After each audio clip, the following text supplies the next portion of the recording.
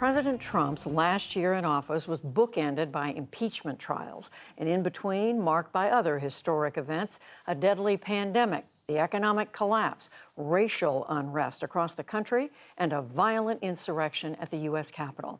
And in their new book, I Alone Can Fix It, Donald J. Trump's catastrophic final year, Washington Post reporters Carol Leonnig and Philip Rucker reveal new details about the chaos inside the Trump White House and the alarm that rippled across the government during that time. Carol and Phil's book is out today, and they join me now, and it's very good to have both of you with us. Congratulations on the book that's getting a lot of attention.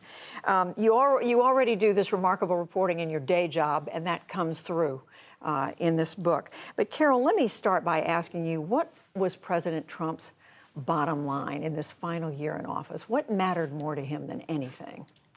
You know, his public image and getting reelected, maintaining his grip on power, Judy, was numero uno in everything he did. And one of the takeaways, you know, Phil and I reported this in real time, but when we did that deeper excavation, the big takeaway was how disturbed and unsettled insiders in the Trump administration were about the degree to which the president was willing to put American lives and democracy in danger, again, for his primary goal, staying president. And these were people, Phil, who were close to the president, working for the president, still having these concerns. But one of the early examples that struck me was at the very beginning of the COVID crisis, when they were discussing whether to bring Americans home from China. And the president said no. Why not? You know, the president, these, by the way, were not only Americans, but they were government workers, American public servants who were doing their jobs overseas in China. The president did not want them brought home because they could be infected and it would increase the numbers of infections in the United States. And he didn't think of that as just a simple fact. He told his advisors it was his number. My number would go up. And he said, no, we can't bring them back here. He thought about quarantining them somewhere off-site so that they wouldn't be counted towards that statistic. And it took interventions on behalf of the senior government officials in the cabinet, rather, to make that happen. And it was that kind of thinking that you document persisted throughout the COVID period last year. That's exactly right. It was, for Trump, all about his numbers, his political fortunes, and his chances for re-election on November 3rd. That was paramount for him, even as the U.S. faced this deadly pandemic and a genuine crisis. So many things to ask you all about. I wish we had longer, but Carol, one of the most striking things is the reporting around last summer and fall. You had three senior figures in the Trump administration: the Attorney General, the Secretary of Defense, and then the Chairman of the Joint Chiefs of Staff, spending a lot of energy, and I'm quoting you, keeping Trump from deploying active duty troops on the streets of American cities in reaction to the protests around race. This is after the death of George Floyd, but also how they were worried that he could use troops to, in your words, perpetuate his power by somehow intervening in the election. That's right. From our reporting, Judy, the chairman of the Joint Chiefs of Staff believed that this was a Reichstag moment, you know, essentially compared president's moves to Hitler's efforts to consolidate power, believed that he was trying to create chaos and disturbance and fear, basically to hold on to power, and was worried about this coup. The three people you mentioned were banded together to stop that, and banded together to keep a Waco from happening in an American city. They did not want U.S. troops deployed on people exercising their First Amendment rights to protest the death of George Floyd, to protest systemic racism.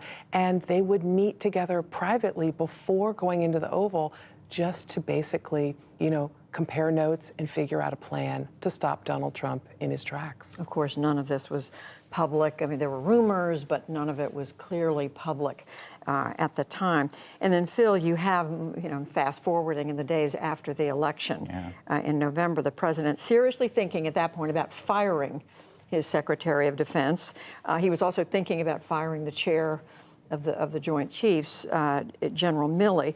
But you write in the book about how the military leadership, the Joint Chiefs, came up with a plan to make sure, frankly, that the country held together. Talk about what they did. You know, Chairman Milley, but not just him, the other Joint Chiefs, the heads of the Army, the Navy, the Air Force, all of the branches of our military were across the river at the Pentagon in fear of what this president might do in those harrowing few months between the election and Joe Biden's inauguration. They saw in public him talking about discrediting the election, claiming it was stolen, even though there was no evidence to support that. They knew he was thinking about maybe launching a war in Iran. He seemed increasingly unhinged, and they were worried about a coup attempt.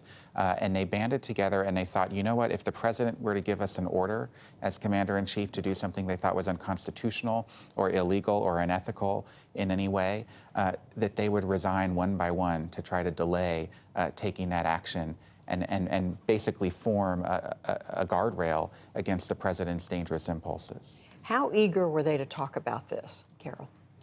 You know, we are pretty rigorous reporters, and we interviewed more than 140 people that were insiders, frontline.